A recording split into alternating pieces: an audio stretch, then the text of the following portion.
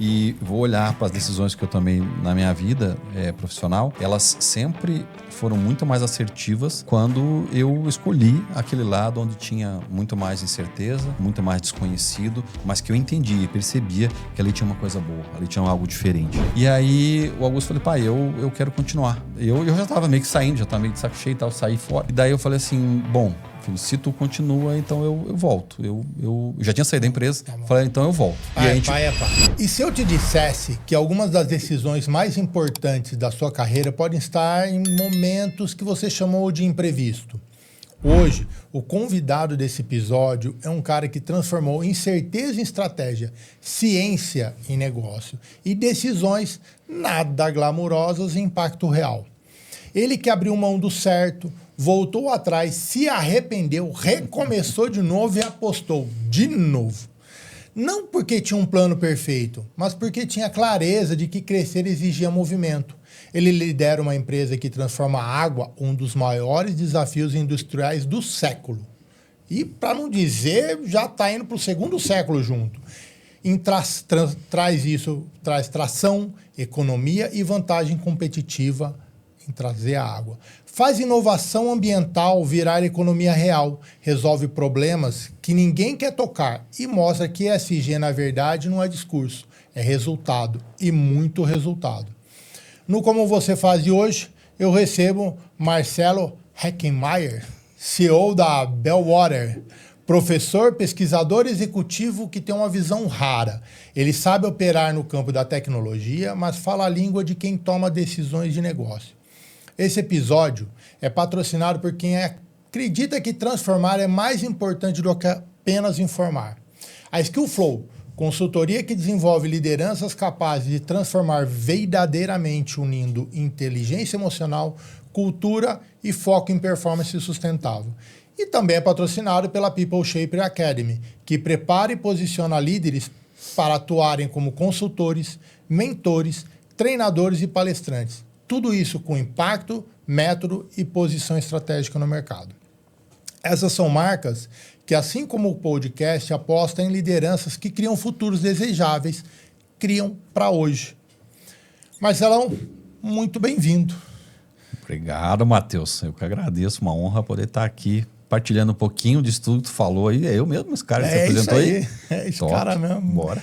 Falei certo sobrenome? Falou. Porque eu tive que ler umas 10 vezes para tentar. Cara, nem eu sei falar certo meu sobrenome, para falar bem a verdade. Então, bora. Ah, é? Porque tem variação nisso? Tem. E alemão, daí, né? Assim como alemão mesmo é Heckenmayer, então nem eu sei falar direito, né? Então tá top. Falou certo, cara. Então tá bom. Tá 10. Pro dono do negócio tá valendo. Tá valendo. Tá valendo. Você escolheu uma profissão ali que não tem muito glamour e, puta, foi muito assertivo. E aí, o que te levou a escolher isso?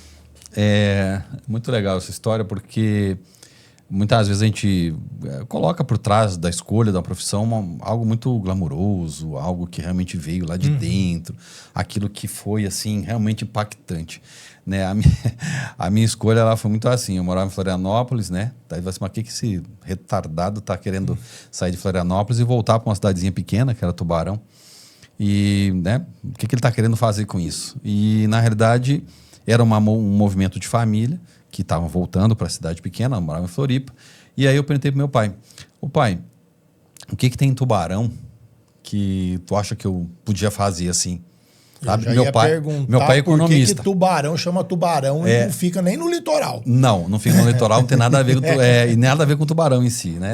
Um cacique chamado Tubanharô, por isso que é o nome tubarão, né? Então não confunde com o Espírito Santo, acho que é, mas não é não. E era uma cidadezinha pequena, mas que eu gostava muito, tá? Eu falei: pai, o que tem lá? Daí meu pai falou assim: olha, filho, tem um curso muito legal, meu pai é economista, né? Tem um curso muito legal que é engenharia química. Tu acha que tu gosta de química? Eu falei: pai, eu gosto, pai. Bora. Foi assim que eu escolhi a minha profissão. O primeiro ponto, né? O segundo ponto, que foi trabalhar com o meio ambiente, nós estamos falando aí de 1980, né? Final da década de 80. Falar em meio ambiente na época era quase a mesma coisa que, né? Coisa de louco. O que ele está olhando? E na época era muito coisa de louco, né? Era muito coisa de louco. E eu tinha um professor dessa área que ele era realmente assim alguém fora, muito fora da curva, né? De inteligência e ao mesmo tempo de comportamento. Né? Mas eu gostava, eu me identificava muito com ele. E ele trabalhava na época no meio ambiente. Foi aí que surgiu no final da minha graduação começar a trabalhar. E aí tu falou em ciência, né? Foi através, eu era o único bolsista de pesquisa na época da universidade. E trabalhava com o meio ambiente. Né? Porque era de fato algo diferente e tinha oportunidade. Eu comecei a trabalhar lá com uma lama, né, de um óxido de ferro, e era muito interessante porque eu precisava coletar amostra. Eu sempre fui muito, né, de fazer, de estar no meio das coisas e tal. Então eu coletava esse tal óxido de ferro aí, e como o nome fala, né, óxido de ferro é vermelho, né, é uma ferrugem, né? Eu vinha dentro de um saco plástico, né, na traseira de uma Toyota Bandeirante, que era o que a universidade tinha, então o pessoal não deixava eu ir na frente, porque de tão sujo que eu voltava da coleta desse tal óleo de vermelhaço, né? Foi aí que assim começou a minha vida, na verdade, com ciência e com esse gosto pelo meio ambiente, né? Olhando para um resíduo da época, era um resíduo, a gente trabalhava numa região de mineração, né? Então, esse era um resíduo de mineração e foi que eu comecei a trabalhar. Esse era o resíduo, então, por isso você estava pesquisando. Estava pesquisando um resíduo, né? Comecei na área de meio ambiente com resíduo e aí depois fui caminhando para essa parte de água, aí fui mais no mestrado, no doutorado, e daí eu caminhei um pouquinho mais para esse sentido. Caramba, aí. Mas que visão, porque você está falando do começo da década de 80, é isso? Finalzinho da década de 80, começo de 90. Porque, cara, ninguém olhava isso. Assim, em 92 teve a Eco 92, foi no Rio, mas na prática ninguém falava. No Brasil teve aquilo e tinha uma coisa interessante, Matheus. Quando eu ia coletar esse óxido de ferro, do lado, assim, tinha uma montanha gigantesca. Era uma montanha de gesso. E na época, né, se falava assim, nossa, mas... cara, lá é um passivo ambiental. E, cara, tu olhava um caminhão lá em cima, ele era pequenininho. Tá? Deixa estar que alguém um dia se interessou. Hoje é uma briga para se ter esse gesso, que na época ninguém dava valor. Né? Hoje é um ativo, o pessoal da parte de adubo minera aquilo como se fosse ouro. Né? Que legal, então, de novo, né, a parte ambiental, sim, mas na época ninguém nem pensava nisso. São coisas de olhar. Tu estava em Tubarão, saiu, foi para Campinas. É isso? Isso é uma história interessante também. Aí depois... Então vai, conta. O que aconteceu de você sair de lá e ir para Campinas? A minha vida é muito... A gente não pode dizer que é um acaso, nunca é, né? Eu e a Flávia, então, minha esposa, na época namorada, ela era secretária do local onde eu trabalhava, onde eu estudava, né? E aí chegou, na época, o pessoal começou a... Na época a internet não tinha, né? Essa comunicação era via cartazes. Chegaram os cartazes lá para ela colar nos murais do centro tecnológico, né? E ela foi colar e ela falou, Marcelo, tá aqui, ó, tem um cartaz aqui de um mestrado em engenharia na Unicamp. Aí eu falei, Flávia, até louca, tá? Acho que eu vou ser selecionado no mestrado da Unicamp, né? Ela falou assim, mas manda. Eu falei, mas não. Ela pegou, junto os documentos que eu mando. Eu falei, tá bom, juntei os documentos. Ela pegou e mandou. E, obviamente, aí eu fui aprovado. Né? Foi aprovado. Só que é o seguinte, então, na época eu já não fazia mais engenharia química. Daí foi uma maluquice, eu tentei fazer 2 cursos no mesmo tempo. Química e engenharia química. E eu mudei para química. E para depois fazer mais um ano e terminar a engenharia. Em 5 anos eu teria os 2 cursos. Né? E aí eu estava química, eu falei, não, agora eu tenho uma decisão. Ou eu continuo, termino engenharia, ou eu vou estudar, né? Daí eu falei, cara, olhei mestrado, passei. Termino engenharia, eu vou estudar? Vou, como se não fosse, né? Aí eu... vou virar Uber, tá vendo? Nem tá vendo. Nem dá. Aí eu falei, porra, mas já passei na Unicamp, vamos embora. Depois eu vejo esse negócio da engenharia. Terminei química, né? E fui. Só que na época, eu queria muito... Minha carreira sempre foi, meu pai era professor, claro que tinha esse exemplo dentro de casa, né? De ser professor. Então eu sabia que ser professor eu precisava ter mestrado, doutorado, tinha que seguir essa linha, né? Na época de novo, doutorado era uma coisa que quase ninguém fazia, pouca gente fazia, né? Muito bom. E aí veio isso aí, só que nesse meio tempo eu fiz outros cursos, né? Outros concursos, na realidade, para o mestrado, e passei. Na realidade, eu passei em Florianópolis, que era do lado, né? Tinham 5 bolsas, eu passei em 4º lugar. E no mestrado desse da Unicamp, eu passei em penúltimo, porque eu era químico e o mestrado era engenharia, né? Engenharia de alimentos. E aí, nesse que eu passei em 4º, então eu tinha bolsa, estava do lado de casa, e a universidade já tinha oferecido para mim, Marcelo, se tu ficar, tu pode começar a dar aula. Eu falei, cara, mas... Né? Tem bolsa, vai dar aula? Cara, tem bolsa, a Flávia é secretária, tava tudo top. Sim. Tudo top. Aí eu joguei tudo para cima. Larga a mulher? Larga Não. tudo. Ela veio também? Junto. Casamos 92, iniciozinho 92. Isso era 92, 91 para 92. E aí eu falei, Flávia, e aí? Ela falou assim, não. Ela tirou o fundo de garantia dela, eu tirei o meu, nós tínhamos dinheiro para viver 2 meses, na realidade, na época. E aí a gente pegou e veio para Campinas. Né? Temos 2 matutos, né? Uma cidadezinha pequenininha, 2 Jecatatu. Né? Tanto é que a Flávia, quando chegou, né, ela ficava abaixada na janela, assim, porque ela tinha medo de bala perdida. Né? Ela... né? Imagina, 2 pessoas do interior. Campinas, né? 92, eu cheguei lá em 94, não era uma cidade muito segura, né? Não era. E para nós era tudo muito diferente, né? Só que daí foi de fato, foi um arriscar, assim, para um sonho que era estar formado pela Unicamp, que eu sabia que na época ia trazer para mim, assim, um diferencial e trouxe, porque né, a vida sempre vai premiar a gente quando a gente se arrisca, né? E vai para algo que vai te dar retorno, né? Sim. Tu tem que olhar para isso e eu acho que a vida é muito sempre vai te presentear de muitas formas. E a gente foi para lá, eu tinha dinheiro para viver 2 meses, né? E aí eu falei com o coordenador, ele disse, olha, vai vir mais bolsa, mas tu é o penúltimo, né? Daí eu falei, Flávia, e agora? Foi vamos embora. E veio, 2 meses veio a bolsa, né? Que legal. Seguimos daí que eu estava, em vez de estar em Tubarão, na cidadezinha pequena, estava vivendo uma outra vida, né? Um outro mundo em Campinas. Quando a gente faz as coisas com intenção, né? Quando a gente quer realmente, cara, as coisas dão certo, né? Conheço várias histórias e essa é mais uma. Cara, não precisa, aproveita o degrauzinho que você conseguiu ali, que depois o resto vai, né? E aí depois, beleza, saiu, fez um mestrado, se formou lá, e aí você falou, não, cansei de cidade grande, eu quero ir para Passo Fundo. Aí é aquela tal história, né? Que a gente sai do interior, mas o interior não sai da gente. E aí tu vai criando uma narrativa, e aí tem que tomar muito cuidado com essas narrativas que a gente se conta, que o ideal era voltar para a cidade pequena, para a tranquilidade, para aquela vida mais mansa, de novo, a vida segura, né? E na época, então, eu saí do mestrado, fui direto para o doutorado, e aí é importante como a gente sempre encontra boas pessoas no caminho, né? Quando eu estava mudando do mestrado para o doutorado, eu falei assim, eu tinha um sonho, e aí a gente tem que tomar muito cuidado, porque a gente, às vezes, no sonho, a gente se ilude, né?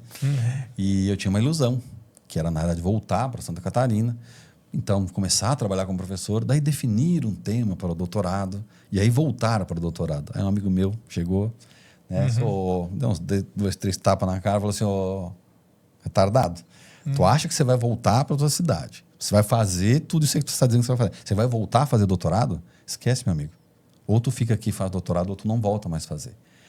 Né? E, de novo, foi uma decisão que eu precisei tomar, de novo, com tudo meio certo, para poder voltar e tal, e eu resolvi ficar. Né? E foi a melhor coisa que eu fiz, porque daí eu, então, de novo, decidi, não, agora eu volto para Santa Catarina terminado. Né? Terminou essa fase, mas doutorado tá pronto, né? Mas durante todo esse tempo, como foi assim, a gente mudou para uma cidade diferente, grande, novas perspectivas, e como a gente ficava, de novo, voltado para essa ideia lá da cidadezinha pequena. E, enquanto a gente ficou fazendo isso, a gente não conseguia criar um ciclo de amizade legal para que a gente pudesse fazer aquela cidade onde a gente estava legal também, né? E quando a gente decidiu fazer isso, não, vamos nos desligar de Santa Catarina, a gente está morando em Campinas, né? A vida nossa mudou lá. Botou os 2 pés. Botamos 2 pés, isso aí. Botamos 2 pés lá.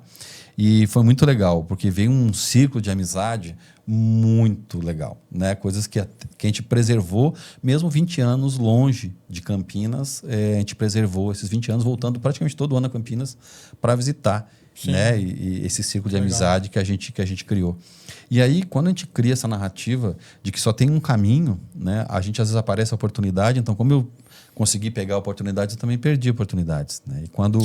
E quando nós estávamos nesse caminho, dizer o ideal é voltar, né? Eu estou num caminho de mestrado, doutorado, e o meu objetivo é voltar para a universidade. Eu lembro que na época, um compadre meu falou assim, Marcelo, tu sabe bastante aí dessa parte técnica, tratamento de água, efluente, tá. Cara, eu atendo muita empresa grande. E os caras não querem esse negócio. Quem quer lidar com bosta, né? Falei, cara, tu gosta? Eu falei, adoro, cara. Bosta pra mim é a coisa melhor do mundo, né? Ele falou, cara, vamos trabalhar nessa linha. Tu vai na parte mais técnica, eu vou na parte de manutenção e a gente toca. E na época, a narrativa, e talvez aí bate aquele, né? Altos e baixos, a gente acerta e erra, né? Na vida. E eu olhei para aquilo e fiquei com medo. Né? Olhei para aquilo e fiquei com medo. Isso era 96. Na época, ninguém terceirizava a estação de tratamento de efluente, de esgoto, né? Cara, era muito raro, era muito difícil. E aí, então, quem pegasse um contrato naquela época tinha muita chance de caminhar, né? Sim, Hoje eu tô atrás desse tipo de contrato, sabe? Mas na época eu tinha lá um contrato à disposição e eu... Faz parte. A gente erra, né? A gente erra. Você sabe o que você falou agora e eu lembrei de uma situação na minha vida que é bem isso. Colégio, acho que eu estava, sei lá, primeiro, segundo colegial, coisa assim, e aquelas feiras de ciência e tal, e aí minha mãe conhecia uma pessoa que trabalhava exatamente com isso, tratamento de água, limpeza de água. E porque você não vai lá conversar com ele e tudo, né? E ele era o cara... Ele mostrou, ele tinha um projeto, eu até lembro que eu fiz em isopor, o projeto dele, uma maquete em isopor e tal, legal. Até ficou com ele depois, que era exatamente tratamento de água. Cara, onde ninguém na época, eu lembro, ninguém tá preocupado com tratamento de água. Nem cidade tava, quanto mais empresa. E aí ele falou, não, tem na 51, né, vai lá conhecer que eles também têm tratamento de água, mas é diferente do meu. Aí eu fui lá também para conhecer, bem legal também, mas o dele era muito legal. E aí até que ele saiu da cidade, que ele foi contratado pela Coca-Cola para fazer isso nas indústrias deles. Mas realmente, estou falando 90 e nada isso, cara. E eu acho que aí entra aquela questão de ousadia, né? Que eu acho que diferencia quem de fato consegue empreender com mais facilidade e quem talvez não tenha essa facilidade tão grande, né? E a gente muitas vezes precisa se juntar a essas pessoas que talvez tenham essa facilidade de entender que ali tem um negócio, onde ninguém está vendo. E dele eu lembro vagamente, mas eu lembro assim dele, porque eu falei, cara, por que isso? Quem que olha para isso hoje? Ninguém olhava. E ele, o negócio dele, ele lidava com... Ele era engenheiro, e aí ele lidava com água, mas não com o tratamento de água. Mas era algo do sonho dele, e ele montou e fez a coisa, e aí nesse investigar, pesquisar como fazer, qual que era o melhor, descobriram ele. Aí eu não sei como, e que aí ele foi fazer. Mas ele não tinha nada disso, era entre aspas, o hobby dele. E ele falava com um gostinho, ele fala, não, isso aqui é o futuro, vai ser lá. Mas ele falava no futuro bem na frente. Lá. Mas é justamente isso. Esse cara que está olhando lá no futuro, muitas vezes o presente já contém isso. Sim. Né? Claro, porque quando todo mundo enxergar o que talvez ele está colocando lá no futuro, cara, é bem mais difícil de você entrar. Sim, exato. Né? Então, eu acho que ele teve uma baita de uma sorte. Ali, né? E aí, então, de 96, se eu então olho para isso e digo, não, aqui a gente vai trabalhar uma linha onde ninguém trabalha, era difícil? Claro. Quem fazia isso? Entendeu? Mas era uma forma de terceirização. Na época, todo mundo buscava terceirizações e tal. Por que não terceirizar a estação de tratamento de esgoto? Né? E aí, de novo, eu acho que quando a gente... Muito na ideia, né, do que você fala, como você faz. Eu acho que a gente olhar para isso, para essa ideia, ter a tua percepção de que ali tem algo que faz sentido, mesmo talvez tu tendo um outro lado que te diga que não, talvez está tudo diferente, e vou olhar para as decisões que eu tomei na minha vida profissional, elas sempre foram muito mais assertivas quando eu escolhi aquele lado onde tinha muito mais incerteza, muito mais desconhecido, mas que eu entendia e percebia que ali tinha uma coisa boa, ali tinha algo diferente. Então, quando eu olhei para isso e arrisquei... Isso você aprendeu? Alguém te ensinou ou você aprendeu na marra mesmo? Ou não. Foi depois que você falou, foi esse o caminho? Foi tomando a cabeça? Foi tomando na cabeça. Tomando na cabeça que a gente vai aprendendo. Mas dá para se dizer que hoje você faria assim, não, se alguém... seria eu vou falar assim, o conselho que você daria para todo mundo que você faz, é isso. Você tem certeza, sabe? Vai atrás, é isso. E procura olhar quase sempre aquilo que a gente está que a gente percebe que é de fato algo diferente, vai ter um monte de incerteza associado àquilo. O que você precisa ter certeza é de que, cara, é esse caminho aqui que eu preciso trilhar para ter algo diferente. Entendeu? E não fazer mais do mesmo.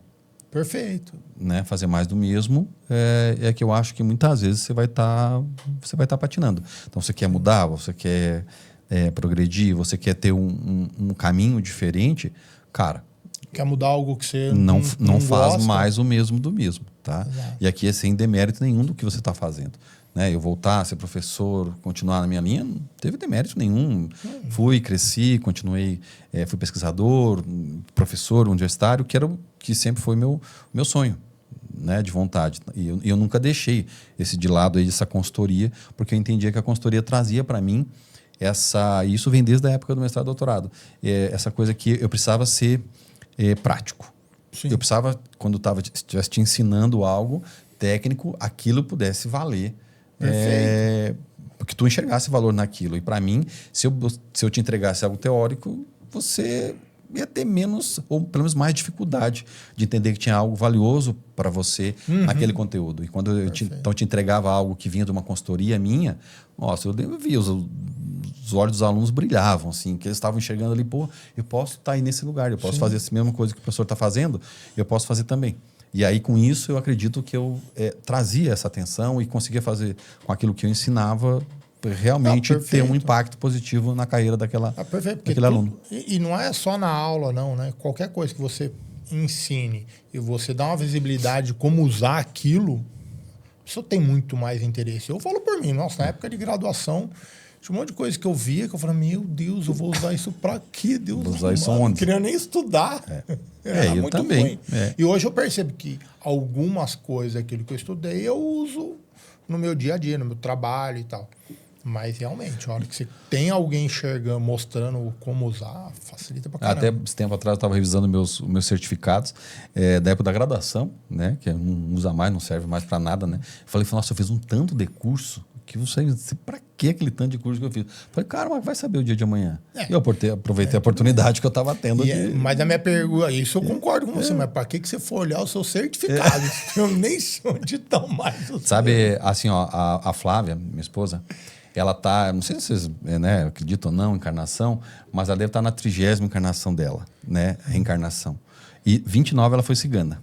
29 ela foi cigana. Daí na 30ª, que ela veio, que é essa, ela não veio cigana, mas trouxe algo, né? Nós tínhamos 10 anos de casado e tínhamos 10 mudanças.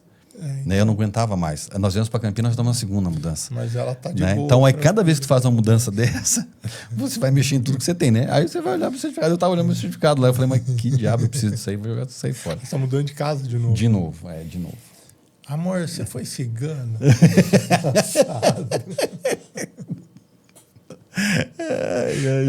Eu também adoro uma mudança, meu Deus amado. Cristo Redentor.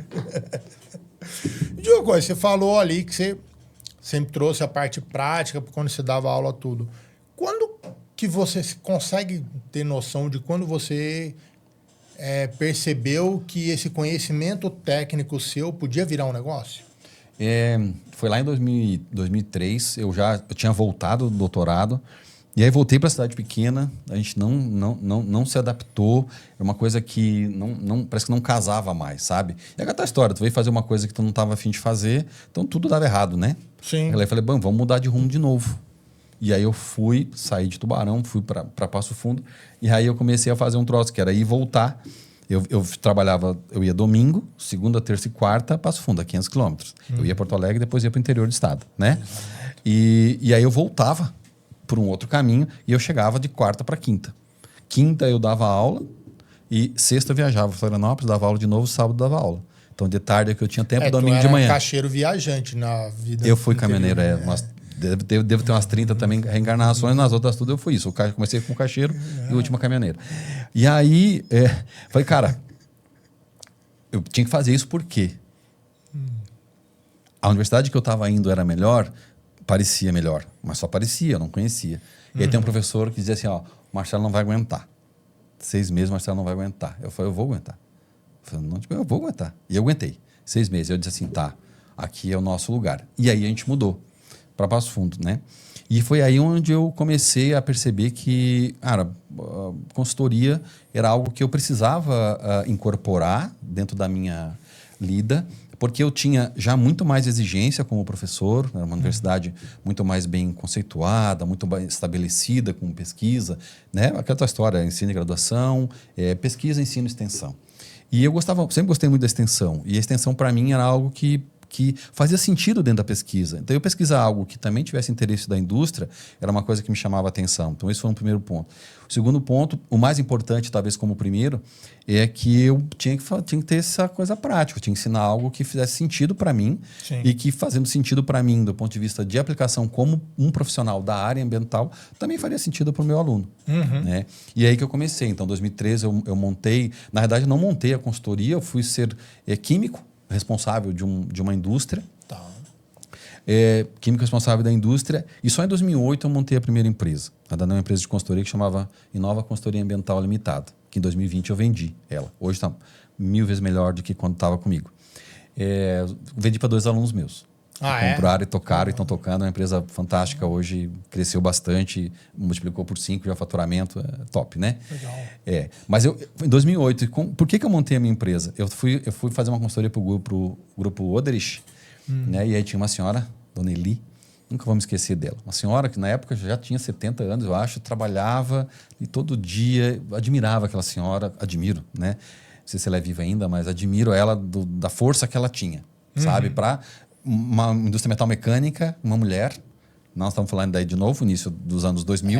Já é difícil hoje, imagina lá atrás. E tocava aquilo com excelência. Ela falou assim, Marcelo, tu é louco ficar trabalhando como consultor? Monta a tua empresa, cara. E ela deu um exemplo dela, que ela era na época eu achava aquilo muito diferente, assim. Ela já era uma pessoa de liderança, mas que ela não era empregada da Oderich. Ela tinha a empresa dela, então ela fazia uma nota, né, de serviço para fazer aquele tipo de trabalho que ela oferecia à Oderich na época. E aí eu falei, nossa, mas isso parece bem legal esse trem aí. Aí eu falei, então montei a empresa. Então eu montei uma empresa de consultoria para, de fato, não, peraí, eu preciso ser diferente e agora não mais o Marcelo, mas a empresa de consultoria, né? Foi a partir dali que veio a ideia de efetivamente ter uma empresa, né? Então a gente começou ali muito como uma linha ambiental, assim, de oferecer esse tipo de serviço. E eu sempre tinha alunos comigo. Né? Eu sempre tinha alunos que comigo eram meus estagiários ou foram meus funcionários durante um tempo, né? Cheguei a ter até 5 funcionários trabalhando comigo e tal. E essa empresa começou lá em 2008 e foi até 2020. Né? Legal. Não, foi você lá. Ela continua. Ela continua e vai continuar, se Deus quiser. E aí, quando que veio a Bellwater? Na verdade, a Bellwater veio muito mais recentemente, assim, né? Eu posso falar um pouco do nome também, que é uma coisa muito interessante. Eu quero saber isso. Que tem, o porquê do Bell, né? É muito legal. E então, em 2020, eu decidi que a consultoria ambiental estava me tomando muito tempo.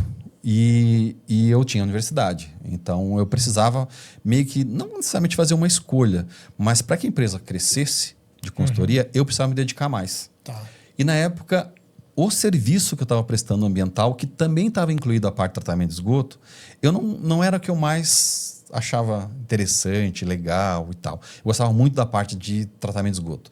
Mas da outra parte, eu fiz muito, aprendi também na porrada, sozinho, fazendo, e pude ensinar, graças a Deus, meus alunos a não apanharem tanto. E aí eu falei, não, isso aqui eu não quero mais. Eu quero trabalhar só com projeto na área de tratamento de esgoto e já olhando para o reuso de água. Então, já pesquisava isso, já via que isso era um futuro que tinha, né, possibilidade, mas como tu disse antes, um futuro lá longe, né? O Brasil hoje tem 1,5% de água reusada, né? Só. Né? Nós estamos falando do ano 2025, tá? Esse dado é dado atual. Então, assim, eu falei, mas, cara, tem um mercado aí muito legal que a gente pode explorar, mas enquanto eu estiver fazendo a parte ambiental como um todo, eu não vou ter tempo para olhar para isso. E aí eu vendi a empresa em 2020 e final de 2021, então eu comecei a ver possibilidades e tal. E aí no final, numa de novo coincidência, assim, a gente estava trabalhando no curso de cognição, né, do trabalho do Léo Jacques, e um ex-aluno meu que foi meu funcionário e tinha saído para uma outra oportunidade, me trouxe uma ideia e tal. Não, vamos trabalhar por aqui. E aí nessa linha a gente montou a primeira empresa, né, lá em 2021, que acabou não dando certo. Né? Em 2024, Início de 2025, na realidade, a gente desfez a sociedade, mas era uma coisa que para mim fazia muito sentido. E essa empresa, o Augusto estava junto comigo, meu filho. Né? E nós éramos o Augusto e mais 3 sócios. E aí o Augusto falou, pai, eu quero continuar. Eu já estava meio que saindo, já estava meio de saco cheio e tal, saí fora. E daí eu falei assim, bom, filho, se tu continua, então eu volto. Eu já tinha saído da empresa, falei, então eu volto. E a gente, pai é pai. Aí voltou porque pai é pai, né? Mas porque... Não, porque eu vi ali um baita do negócio. E o meu filho, né, porque é meu filho, mas é um braço direito, né, trabalha pra caramba os dois, né? Mas o Augusto, que tá na minha área, que tá mais perto de mim, é um braço direito, assim, né? Hoje, realmente, e eu enxergava isso lá na época. Ele também precisou tomar algumas decisões na época de sair do emprego que ele estava e se dedicar à empresa, né? Na época era Reseta, 100%. E ele fez isso, né? E eu percebi o quanto ele realmente fazia sentido o trabalho dele dentro da empresa. E quando ele disse, pai, eu quero continuar, eu falei, não, contigo eu vou. Então, vamos embora. Né? Daí a gente continuou. Só que daí a gente então não era mais aquela empresa, precisamos montar uma outra empresa, um nome. E aí vamos trazer que nome? Né? Que nome? E aí eu sempre tive meu avô, né? Era um cara, aí nós estamos falando da década de 60, talvez, né? Em que meio ambiente, se 80, 90 já não era nada, tu imagina 60, né? E ele era um cara que não deixava desmatar onde tinha água, ele não gostava de trabalhar com, na época o pessoal trabalhava com fumo, né? Produção de tabaco e tal. Ele não trabalhava, meu tio trabalhava, ele disse, não, isso aí eu não quero, é muito veneno, não... Então ele detestava veneno, ele é um cara todo natureba e tal, blá. Nós estamos falando de novo, década de 70, 80, né? Quando eu nasci no final da década de 60. Nessa época, eu não sabia nem que veneno. Toca o veneno, aí deixa a planta né? ficar, né? Então, e ele tinha muito essa visão, assim. E ao mesmo tempo, meus avós, né? Maternos, também tinham uma lida nesse sentido, né? E aí, a minha avó materna era Isabel, né? E aí, então, o nome, o Bel, né? O Bel. Só que a minha avó paterna era a Lúcia, né? Então, um L do Bel é Lúcia e o outro Bel. E só que quando a gente foi montar a empresa Bel, o que a gente trouxe o Augusto com a noiva, que é a Kelly. Certo. E a Kelly veio, entrou, tudo certo, beleza. E quando a Kelly entrou na empresa, algumas coisas mudaram, assim, realmente forte, de algumas coisas de faturamento, serviço que a gente fechou, que não estava fechando e tal. E aí eu falei, nossa, mas tem alguma coisa estranha aí, sabe, nesse troço. Aí um dia nós estávamos almoçando com os pais dela, e daí a mãe dela falando um monte de coisas, e falando do pai dela, né, que é o avô da Kelly. Nossa, o teu avô, ele era um cara que na época não deixava, por exemplo, o pessoal calçar a calçada, porque onde quem filtra água? O cara era todo maniático com água, só que na época ele era ridicularizado, né, por causa disso. Eu falei, poxa, que legal, né, pô, a Kelly tá aqui. Tá, mas como é que é o nome dele? O nome dele é Belmiro. Tá brincando. Que era Bel, também. Né? Eu falei, pô, Kelly, então nós acertamos de todos os lados. Então o Bel vem disso, mas o Bel também significa o sino, né? Que no final das contas é o badalar aí do equilíbrio ambiental que a gente precisa, né? A água está nesse meio para a gente dar conta de ter um futuro aí, né? Ter para as próximas gerações. E o que a Bel Water entrega? Ela entrega projetos de reuso, projetos na área ambiental focados em tratamento de esgoto, né? Então, uma empresa que está com problema na estação de tratamento, a gente está ali disposto a otimizar, melhorar e tal. O foco da gente é reuso, projetos de reuso de água, né? Então, de todo tipo. E a gente herdou uma parte dessa primeira empresa que a gente montou na área de reuso, fabricando alguns equipamentos com membranas, né? Para a parte de reuso. Então, ela junta a consultoria na área de reuso, junta a produção de equipamentos, né, de alguns específicos para a área de reuso, e também a gente incorporou daí o podcast, que é o Efluentcast, que a gente é o nosso braço de comunicação, vamos dizer assim, que somos eu e o Augusto, né, que apresentamos o podcast, né? Então, ela atua nessas três linhas aí, e isso é a Bel Water. Né? O water, obviamente, né, pela questão da água, que é o que a gente trabalha, então tinha que estar no nome. Né? Então, é daí que surgiu. A membrana que você falou é o filtro. Na realidade, é o filtro. Isso aí, esse mesmo. Não, cara, isso é muito legal. Eu nunca tive o prazer de conhecer, ver lá, mas eu já vi em outros usos E é muito legal como funciona. Assim. E a gente tá com a empresa de reuso, independentemente se é uma consultoria, né, um projeto ou mesmo um equipamento, e a gente está quebrando alguns paradigmas que, na verdade, trabalhar reuso é uma coisa cara. Né? Trabalhar reuso, não. A gente tem 2 equipamentos que foram os nossos 2, não foram os primeiros, mas foram assim muito lá no início, que eles se pagaram em menos do que 6 meses. Né? Esse dia nós estávamos num cliente que está chamando a gente para um outro projeto, que ele falou assim, ó, né, nós com um pouco de receio, porque ele tinha recém feito, a estação está operando 1 ano e meio, e ele falou assim, não, essa estação aqui já se pagou faz tempo, podemos fazer algumas melhorias, e vale a pena fazer melhorias, a estação já se pagou, a gente quer outra estação. Isso que é ESG. Isso que é ESG, na prática. Na prática. Prática. Isso. É encontrar o caminho sustentável. Não é só mais falar. uma moda. Porque eu vejo muitas empresas falarem e na prática não faz nada. Né? Fala assim, eu faço a reciclagem de material aqui só porque pega as coisas, então eu sou ESG. Pô, não é. Não. E uma coisa que eu acho que é importante as pessoas entenderem, né, que o ESG não é algo que está somente ligado às questões de imagem da empresa, perpetuar a empresa, né? Mas vai muito além, né? Quando você trabalha, de fato, ações que pensam no futuro, que pensam na perenidade, e hoje trabalhando mudança climática, em que a gente tem uma palavra que para mim bate na minha cabeça sempre que a gente fala de reuso, que é resiliência. Muitas pessoas, quando falam de reuso, por exemplo, olham para o custo. Quanto custa a minha água? E faz uma conta e às vezes não vale a pena. Beleza, e tá tudo bem se você segue por essa linha. Perfeito. Mas eu ia te convidar a seguir uma outra linha. Se tu parar o teu processo produtivo porque não tem água, quanto custa? Para um dia, Sim. para uma semana, quanto custa isso? Então, isso está virando realidade. No mundo. No Brasil não é diferente. Né? O Brasil não é o país da água e por isso está tudo certo. Não se iludam com isso. Então, pensar diferente. De novo, a ideia do valor da água e não do custo da água. Então, esse é um que a Abel procura trabalhar quando faz um projeto de reuso. Eu vi uma provocação que vai bem nisso aí que você está falando. Eu vi essa semana, que é...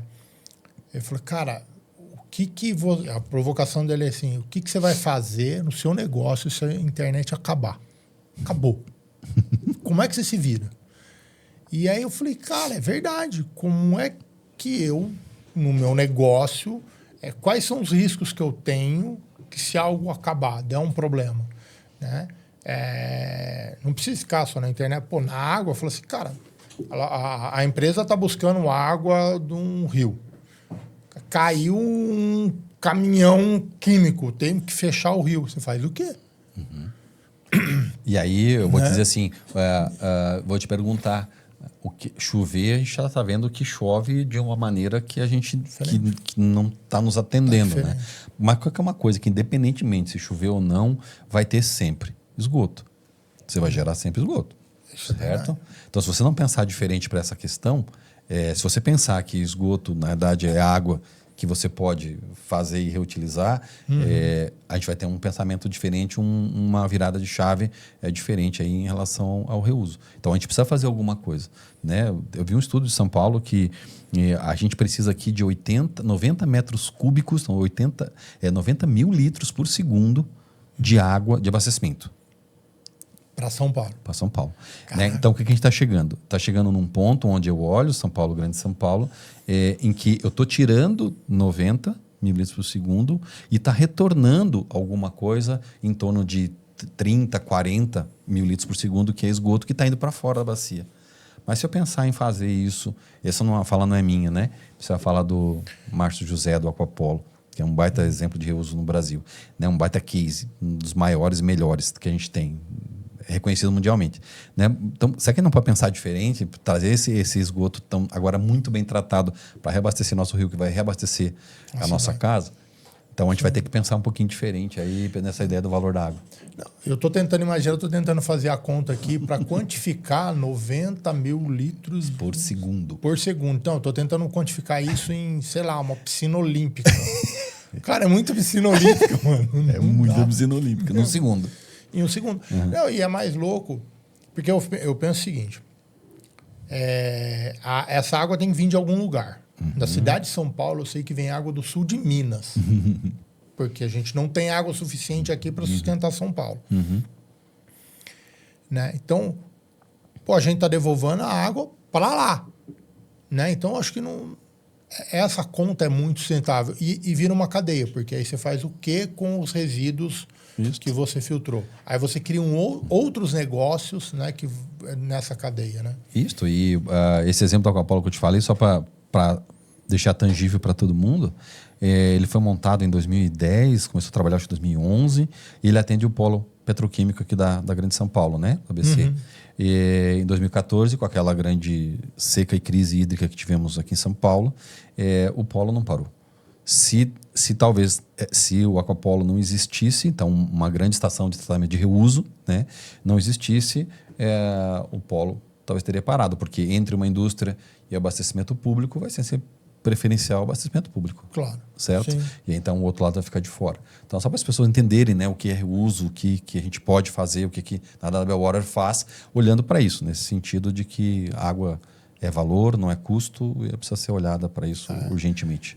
Sim, e não é... Não é que você tá falando, a cabeça começa a pensar em várias coisas. O que isso traz, né? O tamanho das cadeias, né? Você limpa o rio, aí você tem transporte fluvial, você tem pesca de novo no rio, você tem...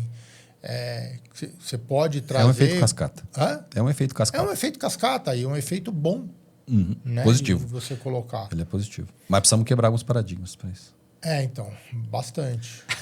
Aliás, vamos lá, quais são os paradigmas que precisa quebrar para isso? O primeiro é tu olhar para o esgoto como uma coisa ruim, né? O esgoto eu tenho 99,9% água. 0,1% é alguma coisa que eu preciso tirar. Só isso? Só isso. Então, esse é o primeiro que a gente precisa colocar. E aí, se eu te disser assim, mas tu está sendo abastecido por água de esgoto, o que tu pensa? Nossa, cara, essa água aqui é uma... Sim. Não, quando você devolve o esgoto tratado para dentro de um recurso hídrico, de um rio, lá para frente, quem está mais para baixo vai se abastecer dessa água. Você está tomando só com uma diferença de quilômetros, talvez, né? Sim. Então, assim, Perfeito. de novo, a gente não sabe. E a busca sempre é essa, vou buscar mais longe, cada vez mais longe a água, porque não tem esgoto. Em 2014 eu lembro muito bem que era isso. Não, mas a ideia era levar algum da parte dos esgotos tratados para dentro dos mananciais. Né? E, nossa, aquilo era um horror, vou tomar esgoto. Cara, mas até que ponto a gente já não está... A gente já está. E aí tu vai olhar para o mundo, algumas cidades hoje tomam água, né? Califórnia é uma delas, algumas do Oriente Médio são outras, que tomam água a partir de esgoto. Então, qual é o principal problema? Cultura. Então, quebrar, esse é talvez o principal que a gente precisa quebrar. Há muito tempo atrás, eu escutei que a água tratada, a água do esgoto tratada, ela não era saudável consumir ela direto. Mas na hora que você mistura na água in natura, acabou o problema. Ainda é assim, não? Não exatamente, né? A gente tem que tomar muito cuidado. Assim, Nem né? sei se isso era uma verdade quando eu ouvi. Todo rio tem capacidade de autodepuração. Sim. Só que o que acontece? Se tu olhar um rio Pinheiros, um rio Tietê, tu vai ver que a autodepuração... Mas tu não consegue ir num rio Tietê, mais na cidade de Tietê, ou mais para frente um pouco, Sim. não um rio perfeito, pesca, Nossa, lindo, se abastece. Uma delícia. Isso, isso é a capacidade de autodepuração. Mas nem todos têm, nem todo rio tem essa capacidade de autodepuração. Então não é só uma questão de misturar com água, né? Mas de autodepurar.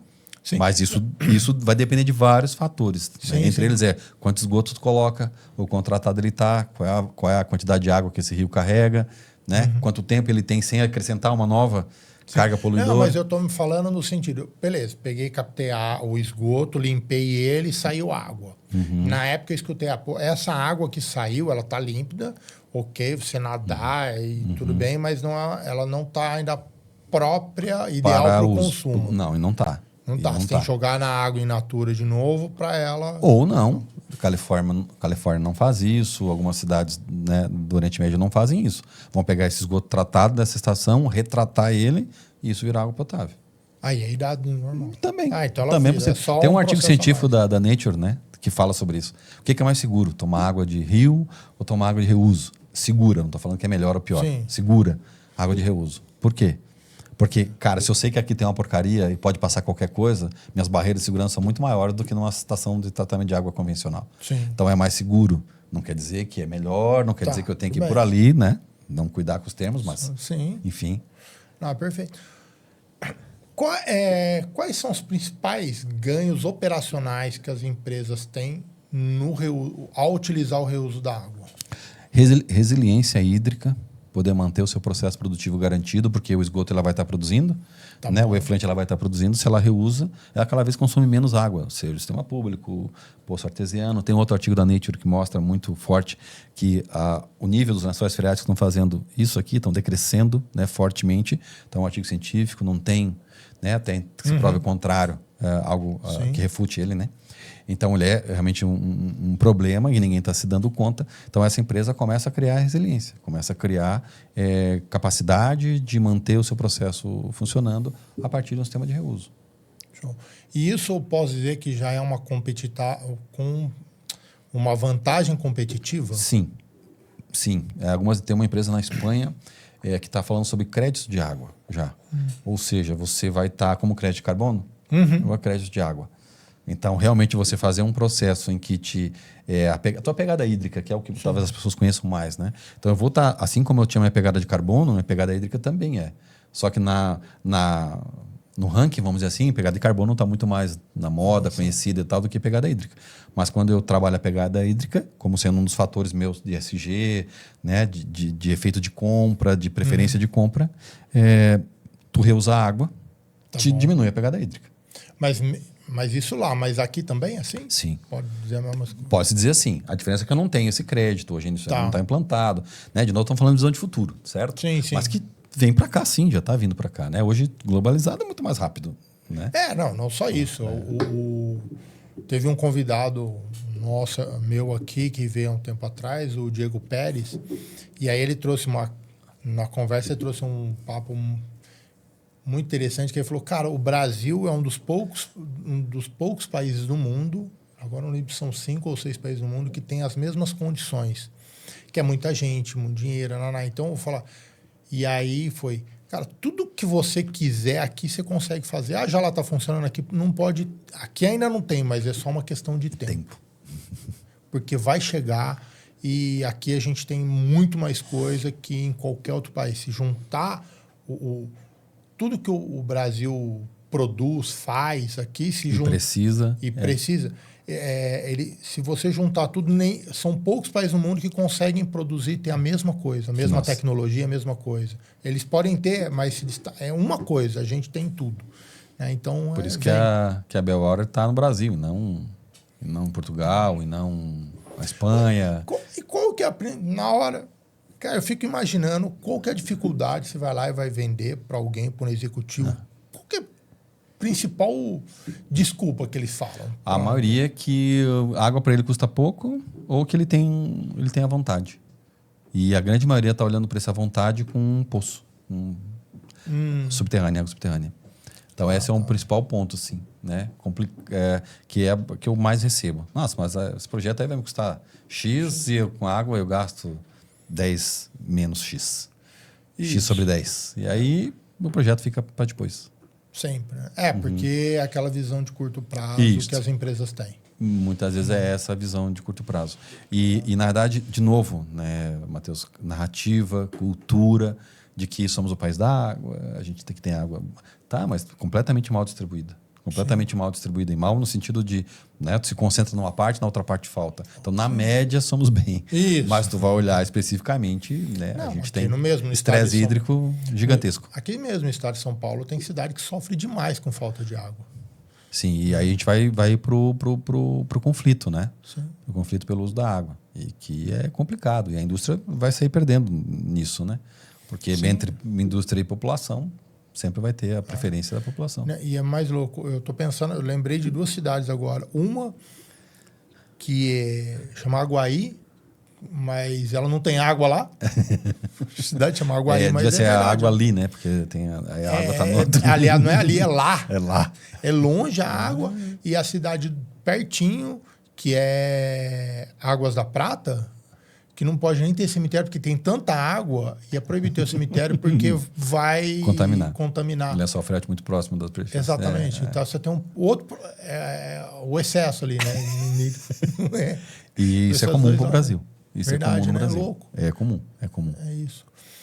E dá para se pensar que Águas da Prata é uma cidade micro, né? Ela é muito pequena.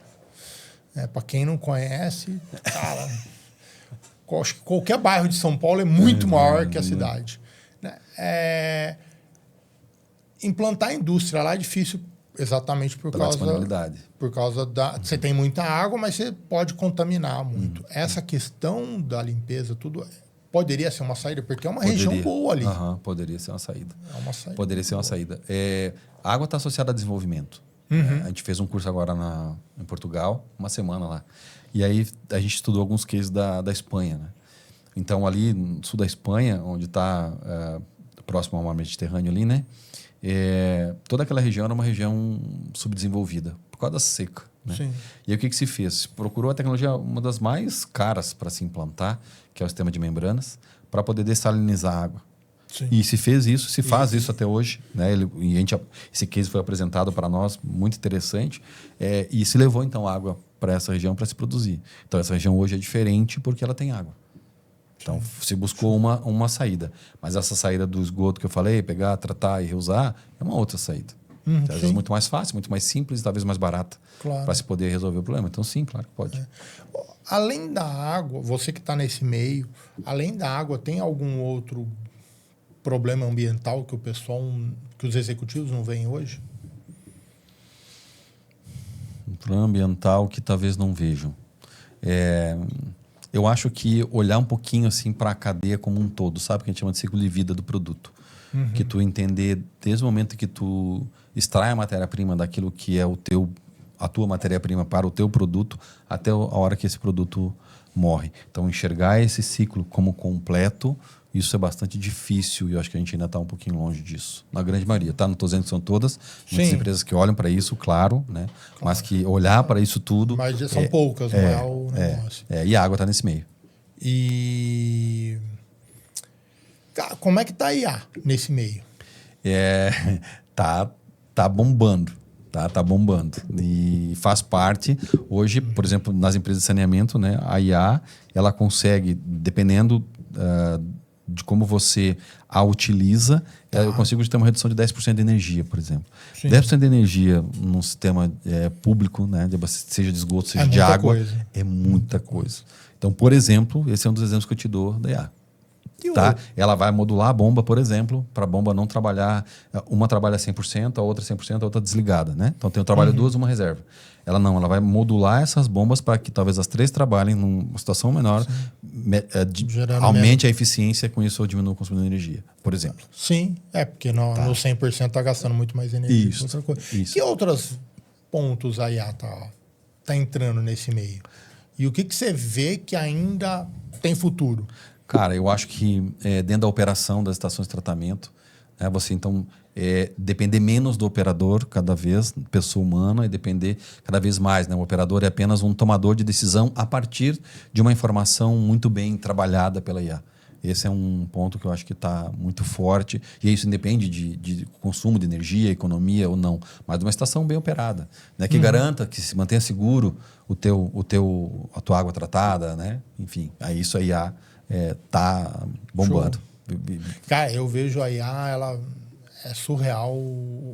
A extensão do que ela consegue ajudar assim, é muito legal. E vai aumentar. Não, é muito, muito legal. Eu acho...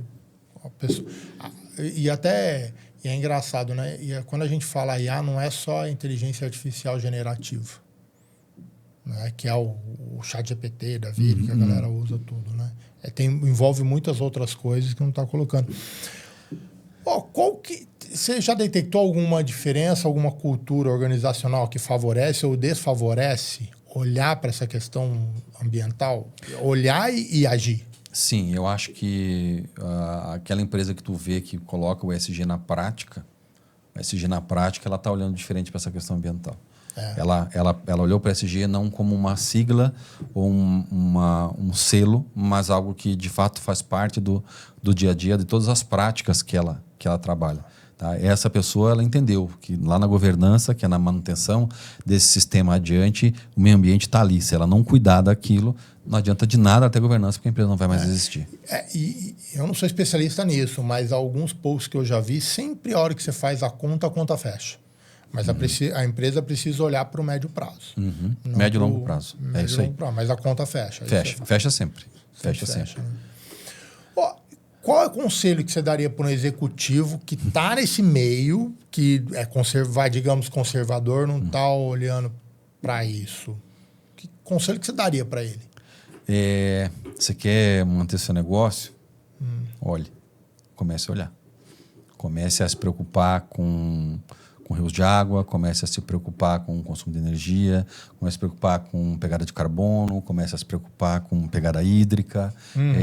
Traz para dentro do teu negócio o que tu pode melhorar em cada uma das situações e o que desses são mais impactantes dentro do teu negócio para que ele seja resiliente, para que o teu negócio possa permanecer. Porque alguma desses elementos podem fazer o teu negócio cair fora. Uma preferência de alguém por quem tenha um crédito de carbono positivo, em detrimento de uma outra empresa que tenha negativo, pode acontecer, você perdeu o cliente. Sim. A minha pegada hídrica é maior do que a sua, você ganha o contrato, eu perdi o contrato. Hoje empresas estão olhando isso na hora da compra, né, de contrato, estão cada vez mais mas eu diria, céticos olhando para isso. Mas eu diria resiliência, Matheus, resiliência do teu negócio. O teu negócio vai se tornar mais resiliente. Então você precisa olhar para que dentro desses aspectos ambientais que você tem impactante no teu negócio, o que desse, de fato, não imagina que isso não é mais algo que passava batido, era só coisa de meio ambiente, eu tenho a licença, está tudo certo, eu posso esconder o que eu quiser, está tudo certo. Não, talvez o teu negócio não se mantenha, porque algum desses aspectos ambientais você negligenciou. E para a gente até finalizar, o que você gostaria que lá no futuro alguém olhasse e falasse, puta, esse aqui é o legado do Marcelo? Cara, eu acho que essa questão ambiental, né, que a gente pudesse olhar lá para frente e dizer assim, não, meu negócio se mantém, porque realmente aqui o Marcelo olhou que tem valor nessa água e não, né, e não antes quando ele negligenciava isso.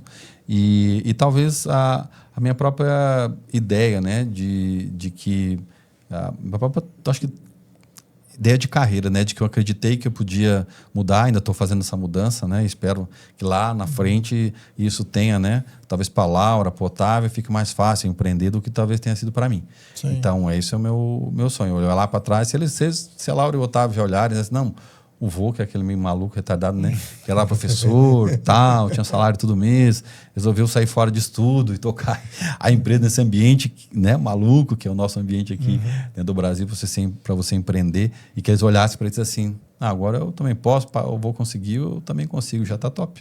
Show, é isso aí. Celão, muito obrigado, cara. Foi bom demais o papo. Show. Vovô. É isso aí. Eu agradeço. Gente, brigadão por tudo. Não esqueça de dar o joinha, curtir o canal. Passa aí, vamos divulgar que ajuda a gente pra caramba. Até mais, gente. Tudo de bom. Valeu, um abraço, gente.